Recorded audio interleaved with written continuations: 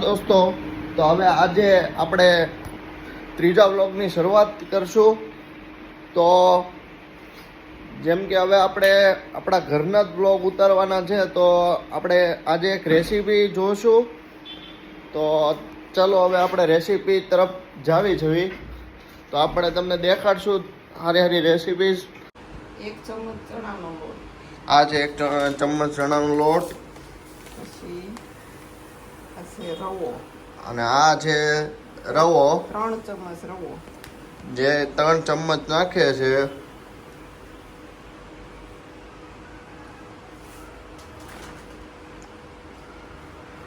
આપણે step by step આપણે આમાં તમે દેખાડીશું. આ છે મીઠું, જે કે સિંધવ મીઠું છે.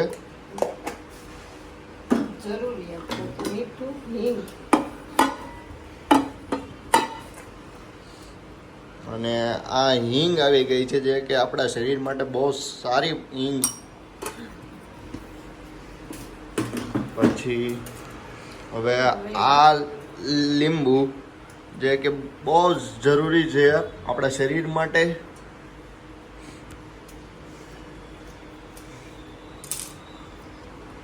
તો આનો રસ નીકળે છે, તમે જોઈ શકો છો. હા, સુરતના લીંબુમાં એવી કઈ વાત નહીં. આપણા ગામડે તમે જોવો તો હરેક વસ્તુ એટલી સારી હોય છે. મતલબ શાક હોય, ગમે અલગ અલગ વસ્તુ હોય તો આમ ફ્રેશનેસ ફીલ થાય. સિટીમાં બધું આમ થોડુંક ડુપ્લિકેટ જેવું, મતલબ ડુપ્લિકેશન વધારે થાય છે. કેમ કે દૂધ આપણને પ્યોર મળતું જ નથી અહીંયા તમે જોવા જાઓ તો. સોરી, આપણે આપણા વિષયથી ભટકી ગયા છે. આપણે રેસીપી ઉપર ધ્યાન દેવી. હવે તમે જોઈ શકો છો. હવે એનું મિક્સ, આ પાણી લીધું છે, પાણી જરૂરિયાત પ્રમાણે રાખવાનું. અને હવે એનું મિક્સિંગ હાલે છે બધાનું. તમે જોઈ શકો છો. એ આપણે આગળ હું બનાવવાના છો એ આગળ આપણે ખોલવાનું છે. આનું મિક્સિંગ આવે છે પલળવા દે ઈ 10 અને 10 મિનિટ લગીને આને પલળવા દેવાનું છે. તો હવે લસણ જોવી, હવે આ લસણની પેસ્ટ બને છે. તો તમે જોઈ શકો છો આમાં લસણ વયું ગયું છે, મરચી, અને આ મરચી જાય છે. હવે ત્રણ ચાર મરચી આમાં નાખી દીધી છે. આપણને એવું લાગે છે કે હવે આપણો છેલ્લો ટાઈમ આવી ગયો છે, એ રીતે નાખે જ છે.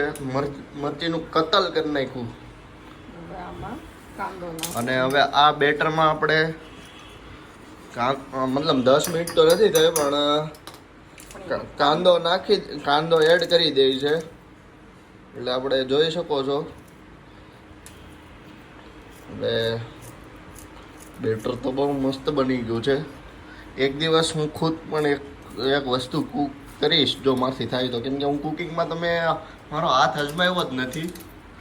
પણ આપણે તમારા લોકો માટે સ્પેશિયલ હું એકવાર ટ્રાય જરૂર કરીશ.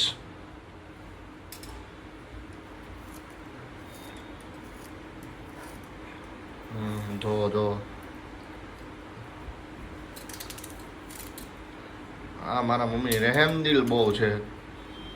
બે રહેમ કાંદાનું કતલ કરી નાખે છે.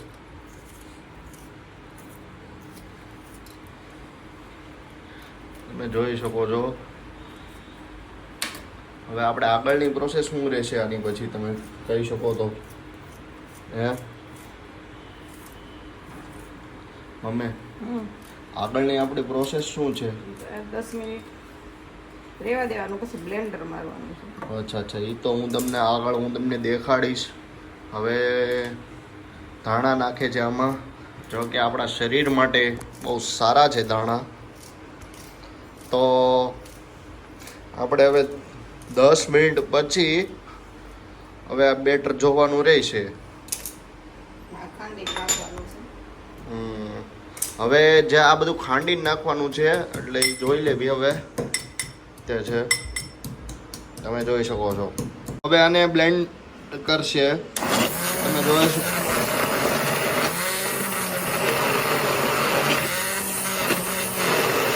આવી રીતે બ્લેન્ડિંગ કરે છે.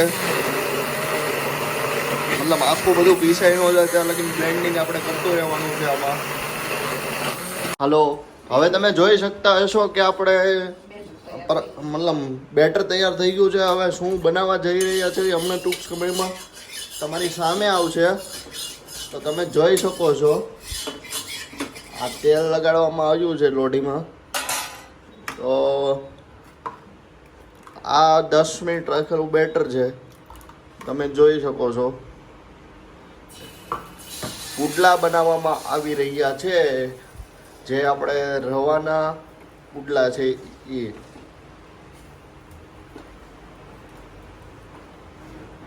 તો તમે જોઈ શકો છો કઈ રીતે બને છે. તો હવે આગળ આપણે સીધા પુડલાનો ટેસ્ટ કરશું. તો તમે જોઈ શકો છો આ રીતે પુડલા બને છે.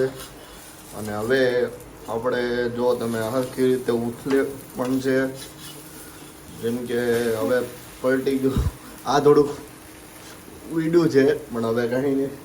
તમે જોઈ શકો છો પુડલા, રવાના પુડલા બહુ સારા બને છે, ટેસ્ટી બને છે. મારા તો ફેવરેટ છે. હવે હું તો મતલબ અઠવાડિયામાં એકવાર તો હું બનાવડાવું જ છું. તો આજે આપણે આ બનાવડાવ્યું છે. આપણા બ્લોગ પર થોડીક રેસીપી આવશે, પછી ઘણા બધા આપણે કરવાના છે. આપણે કન્ટેન્ટ નવા ગોતીને એની પર બનાવવાના જ રહેશે વિડીયો.